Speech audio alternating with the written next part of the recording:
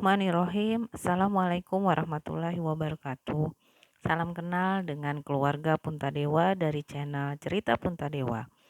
Ini adalah channel suka-suka, mulai dari kegiatan yang kita suka, makanan yang kita suka, tempat dan pemandangan yang kita suka. Dan tentu saja, buat yang penasaran dengan apa yang keluarga Puntadewa suka, monggo bisa di-like and share konten-konten kita dan tentu saja subscribe channel Cerita Puntadewa. Siapa tahu kita punya kesukaan yang sama.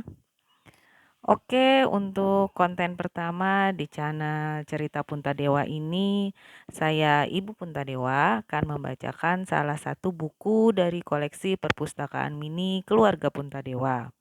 Buku ini adalah salah satu buku yang pastinya kita suka, bergenre komedi, diangkat dari sebuah blog pribadi pengarangnya yang kemudian dijadikan buku.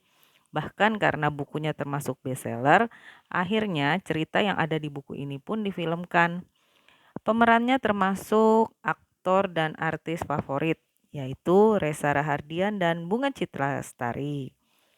Kira-kira udah ada yang bisa tebak judul bukunya apa?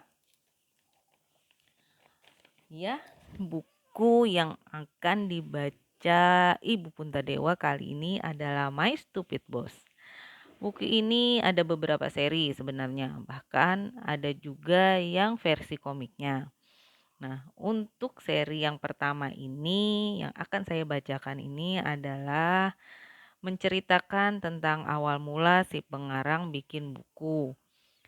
Oke, langsung saja saya bacakan, monggo disimak dan semoga terhibur. Cerita yang ada di My Stupid Boss ini settingnya di Malaysia. Itulah kenapa bahasanya campuran antara Indonesia dan Malaysia. Awalnya kenapa si pengarang menuliskan buku ini itu adalah dari curhatan dia di blog yang kemudian dia share ke teman-temannya. Dan kemudian teman-temannya bilang, kenapa tidak sekalian dibukukan? Selain menghibur juga yang pastinya bisa menghasilkan uang. Itulah awalnya kenapa si pengarang memutuskan untuk menjadikan curhatan dia di blog pribadinya itu menjadi sebuah buku. Langsung saja saya bacakan dari bab pertamanya. Di Malaysia gue terdampar. Oke, setelah ngekorin suami yang gak betah banget kerja di satu tempat, akhirnya kami nyungsep di Malaysia. Karena udah kebiasaan kerja, di sini pun gue kerja juga. Bosnya orang Indonesia, dia punya banyak bisnis di sini. Mulai dari bengkel mobil, toko audio sistem untuk mobil, perabotan rumah sampai kontraktor servis mesin-mesin. Pak Bos menempatkan gue untuk ngurus administrasi dari semua bisnis-bisnisnya. Dia bilang, nanti kamu jadi kepala kerani. Kerani itu artinya admin. Nah, karena gue orang asing, gue kerja dengan sistem kontrak untuk beberapa tahun. Bila salah satu pihak mau mutusin kontrak sebelum waktunya, pihak tersebut harus membayar sisa bulan kerja kepada pihak yang satunya lagi. Jadi kalau gue keluar, gue harus bayar dia. Dan kalau dia pecat gue, dia harus bayar gue. Jadi ya sudahlah, akhirnya gue dan si bos sama-sama stuck. Pak Bos punya dua anak kembar yang kuliah di Amerika. Biarpun dia itu gendut, botak, dan jauh dari cakep, tapi istrinya cantik. Ya walaupun gue gak tahan banget pengen bilang ke ibu, ibu sebaiknya gak usah pakai make up. Kasian, ntar ondel-ondel gak laku. Selain gue ada 9 orang karyawan lain di kantor yang ngurusin bagian teknikal dan mekanikal. Sedangkan di tim admin cuma ada satu cewek Melayu, Nora Sikin namanya. Mukanya cakep, tapi kalau dia ngomong asli gak ngerti gue dia ngomong apaan. Gue jadi atasannya Sikin. Herannya tuh cewek girang banget. Dia bilang, Ya, ini setelah akhirnya gue berhasil menerjemahkan. Dia senang karena nggak harus berurusan langsung sama orang gila. Hah? Orang gila? Siapa orang gila? Si bos. Ya, tapi memang radar gue sih kasih sinyal kalau Pak Bos ini ada mur yang nggak kencang di otaknya. Hari berganti hari, keanehan sifat dia makin kelihatan. Waktu gue meeting pertama kali sama dia untuk nyerahin CV, dia selalu tahan gue supaya jangan pulang. Eh, jangan pulang dulu. Kita ngopi dulu abis ini. Ya udah, gue duduk lagi. Dia cerita gak karuan dari kerjaan sampai artis. Mulai dari yang ada sampai gak ada. Dan yang ada pun dibikin gak karu-karuan ceritanya sama dia. Singkatnya banyakan Pak Bos yang ngomong ketimbang gue. Sampai gue terpaksa ngeluarin sapu tangan gara-gara setiap kali dia ngomong ludahnya muncrat melulu. 1 jam kemudian tiba-tiba Pak Bos bilang gini dengan muka kayak sebel banget. Ada lagi nggak yang mau kita omongin? Soalnya saya banyak kerjaan nih. Lah, kan perasaan dari tadi dia doang yang nyembur. Gue mau pamit dia kagak ngasih. Sekarang gue diusir. Brengsek emang. Sekarang gue tahu apa yang salah di perusahaan ini. Nggak ada sistem sama sekali. Nggak ada SOP. Jadi kita kerja serabutan. Belum lagi pekerja kurang, nggak ada sense of belonging sama kerjaannya. Kerjaan sesuka hati. Kalau ada kesalahan, saling tunjuk. Komplain customer berjibun nggak ada solusi. Gue udah buatin SOP untuk semua bagian. Boro-boro dibaca. Pak Bos malah ngomong gini. Hah? Sopi? Siapa Sopi? Aduh, never mind deh bos. Tapi seacak-acak apapun perusahaan ini masih bisa diatur kalau mau. Cuman ada satu bottleneck yang nggak bisa diperbaiki lagi biarpun pakai konsultan kelas internasional sekalipun. Apakah itu? Salah. Tepatnya siapakah itu? Yap, dia adalah Pak Bos sendiri. Sebulan kerja sama dia, gue tahu kalau bos gue itu budek stadium 4. Dia mau tahu segalanya yang terjadi di pabrik dan kantor. Tapi tiap kali kita kasih tahu, jawaban dia cuman hah, hoh, hah, hoh, oh oke. Ya diaturlah, masa gitu aja nggak bisa dihandle. Tapi kalau ada masalah timbul, dia langsung ngamuk-ngamuk. Loh, kok saya nggak dikasih tahu? Saya berhak loh untuk tahu. Kalau kita bilang kita udah kasih tahu, dia akan ngeles. Nggak ada tuh, nggak ada. Kapan? Ya, mau gimana lagi namanya juga sih, bos. Bos gue ini juga bisa dibilang tidak percayaan sama orang. Siapapun. Bahkan dia juga kadang-kadang gak percaya sama dirinya sendiri. Dia bisa gak percaya sama tulisannya. Terbukti, dia ngotot bilang cek yang gue rilis bukan tulisan tangan dia. Dan dia marah-marah karena saldo di bank defisit.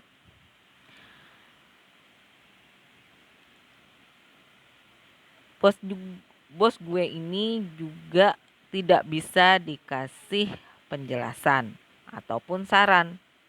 Jadi kalau kita punya sesuatu yang baik untuk perusahaan, lebih baik diem aja. Soalnya ntar dia mikir, pasti ada kolor di balik celana. Jadi apapun saran lo, dia akan mikir kalau lo mau tilep duit dia.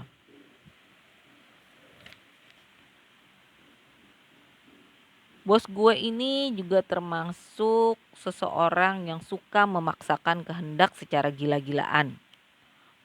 Contohnya waktu kami mau bangun kantor. Si bos bilang, menurut saya kita bikin kantor di belakang saja. Dekat tempat batu kan ada tanah kosong. Bagaimana menurut kamu semua? Ayo coba satu persatu kasih pendapat. Dengan gaya insinyur pertanian ke petani kelompok capir. Satu persatu ngomong sampai orang terakhir. Ya semuanya sih bilang kalau kantor kan mestinya di depan, masa di belakang, mana ngelewatin tempat sampah lagi. Kan malu kalau ada tamu datang. Akhirnya si bos tersenyum puas dan berkata, oke, semua sudah kasih pendapat, bagus-bagus. Jadi keputusan kita adalah sebaiknya kantor di belakang saja. Bener-bener kan? Suatu hari Pak Bos ngerekrut 3 orang karyawan baru untuk bagian admin. Mr. Ho sebagai sales manager, Adrian sebagai asisten Mr. Ho, dan Azhari sebagai dispatch boy untuk bantu gue beli barang. Jadi total pekerja di kantor ada 12 orang. Di meeting si bos boosting. We, we as a team will make this company the best in the country. If possible, the best in the world. Tahu-tahu ada satu lukisan jatuh tepat setelah dia ngomong gitu. Semua orang kaget dong, habis suaranya kencang banget, kubrak. Masya Allah, bangun-bangun makan nasi apa? Makan nasi sama ayam. Bos, apa tuh yang jatuh? Kepalanya celinguk-celinguk. Ini bos, lukisan Dewi Kwan Im. Loh, kok bisa jatuh? Ya nggak tahu bos. Si bos berpikir, itu artinya Dewi Kwan Im pun merestui. Nah, tuh kan, aneh banget. Si bos juga sering terkena serangan amnesia. Jujur awalnya gue nggak percaya amnesia benar-benar bisa terjadi. Tapi begitu kerja sama bos, baru gue yakin memang amnesia itu ada. Ini nih salah satu contoh kasusnya. Si bos nanya, Mr. Ho udah balik belum? Gue jawab, belum. Oke, kamu catat ya, catat, nanti lupa. Telepon Mr. Ho, kalau dia sudah selesai di Port Klang, dia ke rumah saya dulu. Nanti saya dan dia pergi, ada meeting di Ceras. Oke bos. Terus apa ya tadi yang saya mau bilang?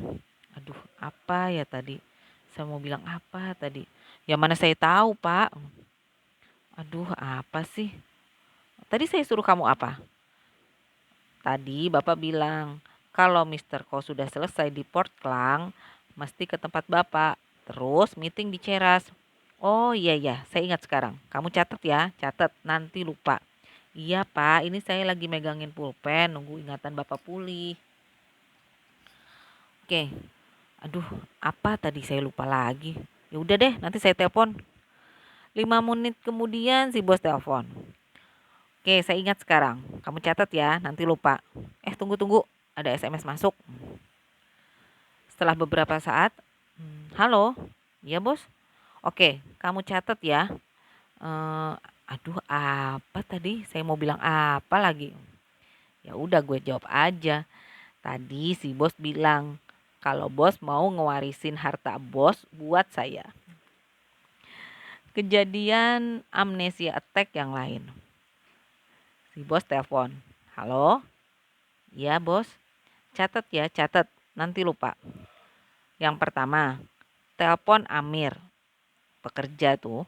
Dia lagi di Batam kan? Kamu punya nomor teleponnya? Iya pak, ada. Oke, jadi telepon Amir. Kamu catat ya, catat. Nanti lupa. Jadi telepon Amir di Batam kan? Nah, kamu mesti ngomong baik-baik loh ke dia. Nanti dia nggak mau balik lagi. Kamu suka judes sih. Coba jangan judes-judes. Jadi bilang gini. Tiba-tiba suaranya melembut seolah-olah dia lagi virtually ngomong sama Amir. Amir, kamu bisa tidak pulang akhir bulan ini? Soalnya kerjaan lagi banyak. Kita ada ekspor dan si Abul tidak bisa kerja 1 orang. Gue diam, nungguin si bos mau ngomong apa lagi.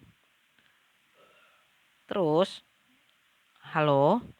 Iya bos, gimana? Bisa nggak kamu pulang akhir bulan ini, Mir? Lah, mana saya tahu bos, saya kan bukan Amir. Oh iya yang, asli gue nggak bakal kaget kalau suatu hari si bos pulang ke rumah Amir dan peluk bininya Amir dari belakang. Ada 3 pekerja baru dari Bangladesh. Karena mereka nggak bisa bahasa Melayu dan si bos nggak bisa bahasa Bangladesh, jadilah dia panggil si Syukri, pekerja Bangladesh yang pintar bahasa, untuk menerjemahkan. Nah Syukri, ayo masuk, duduk sini. Kamu artiin ya apa kata-kata saya ke mereka. Ya bos. Bos sambil nulis dan bilang ke Syukri. Jadi gaji per bulan bisa dapat 600 ringgit. lembur 2 jam setiap hari. Pokoknya lembur per bulan dapat Rp224. Sebulannya bisa dapat Rp822. Dipotong biaya buat izin kerja Rp100 per bulan. Oke, Syukri, kamu artiin. Ngasih catatan ke Syukri. Terjadilah percakapan antara Syukri dan 3 orang itu. Ya kalau dilihat dari gelagatnya nih, kayaknya ketiga pekerja itu nggak happy. Terus Syukri bilang ke bos, "Bos, dia orang kata gaji dia orang di factory yang lama itu lebih banyak dari di sini. Jadi dia orang tak mau kerja sini." Si bos kaget. "Hah? Kamu sudah artiin yang saya bilang tadi?" "Sudah bos." "Yakin?" "Iya, tadi kan saya sudah bilang." "Coba yuk artikan sekali lagi. Gaji per bulan Rp600. Terus ada lembur." "Iya bos, saya paham. Tak payah explain ke saya." Syukri kembali nerangin ke orang-orang baru itu. Terus dia bilang lagi, "Bos, dia orang tetap tak mau. Sudah gaji lebih kecil, kena potong uang buat izin kerja lagi. Dia orang dah selesai bayar di factory yang lama." "Kamu artiin nggak kata-kata saya tadi?" "Sudah bos." "Ya artiin lagi." "Jadi gaji per bulan Rp600. "Ya Allah bos, saya sudah artikan." "Ya sekali lagi dong. Gaji per harinya 600." Syukri pun habis kesabaran. "Bos, sudah. Saya sudah cakap, sudah artikan tadi. Buat apa lagi diulang-ulang?" Si bos tiba-tiba bilang, "Dari mana saya tahu kamu ngertiinnya benar atau enggak?" Akhirnya gue, Syukri, dan ketiga orang tersebut tumbang.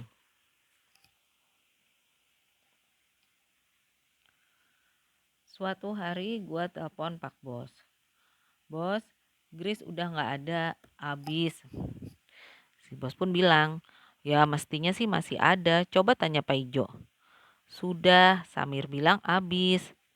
"Makanya saya bilang tanya Pak Ijo, kenapa malah tanya-tanya Amir?" "Ini juga Samir dan Pak Ijo ada di depan saya. Samir kan supervisornya Pak Ijo, Pak." "Ya mestinya sih masih ada." "Gak ada." "Ya mestinya masih ada loh. Saya bisa lihat, ada kok di gudang." "Loh, gimana Bapak bisa lihat? Wong Bapak gak di sini kok." "Mestinya sih masih ada." "Gak ada, Pak." "Ya coba cek dulu dong." "Lah, memang gak ada kok, dipaksa masih ada." Hebat juga dia bisa transfer roh dia ke gudang. Ini cerita mestinya sih yang lain. "Pak, Bapak tulis tanggal cek buat supplier salah tanggal. Jadinya ceknya stale." "Apa itu stale?" "Basi, Pak." "Ah, nggak mungkin." "Lah, itu ada fax copy dari cek. Salah tanggal kan? Bapak tulis 280105. Ini kan tahun 2006, Pak." "Bukan saya kali yang tulis." "Lah gimana bukan Bapak? Kan ini tulisan Bapak." "Ya mestinya sih bukan saya." "Lah jadinya siapa? Kan buku cek, stempel dan semuanya Bapak yang pegang. Saya mau ngintip aja nggak boleh." "Ya kamu juga jangan main kasih aja dong. Cek dulu bener apa enggak isi ceknya. Lihat nih akibat keteledoran kamu. Kan saya juga susah." "Loh, kok saya yang salah? Kan Bapak langsung kasih ceknya ke supplier." "Mestinya sih bukan saya yang kasih." "Aduh, nih ya ingat. Bapak meeting di luar sama supplier. Terus Bapak langsung kasih ceknya ke dia. Bapak bilang sendiri kan sama saya." "Ya mestinya sih enggak. Saya meeting sama dia kan udah lama." "Oh ya baru juga 5 hari yang lalu." "Enggak ah, mestinya sih udah 3 bulan yang lalu." Asli gak nyangka gue, si bos bisa mempercepat dan memperlambat waktu. Ini cerita mestinya sih yang lain lagi. "Kamu atur kerja di bengkel gak bener ini." "Maksudnya? Masa udah 2 bulan mobil si Ahtek belum kelar juga?" "Ya kan waktu itu lagi ngerjain punyanya Ahtek. Tapi bapak stop suruh bikin punyanya Dato Din dulu." "Mestinya sih enggak." "Lah kan bapak yang kasih perintah. Kita meeting sama orang bengkel kan waktu itu. Minutes meetingnya juga masih ada kok." "Ya tapi kan gara-gara itu semuanya jadi stuck nih." "Ya bapak jangan komplain ke saya, kan bapak yang atur." Mestinya sih bukan saya yang ngatur." "Lah terus siapa Pak? Gendruwo yang ngatur?" Oke, sampai sini dulu untuk cerita My Stupid Boss-nya. Nanti akan saya lanjutkan di sesi berikutnya. Jangan lupa like, share, and subscribe biar makin semangat untuk bacainnya. Oke, sampai ketemu. Terima kasih yang sudah menyimak. Semoga terhibur. Assalamualaikum warahmatullahi wabarakatuh.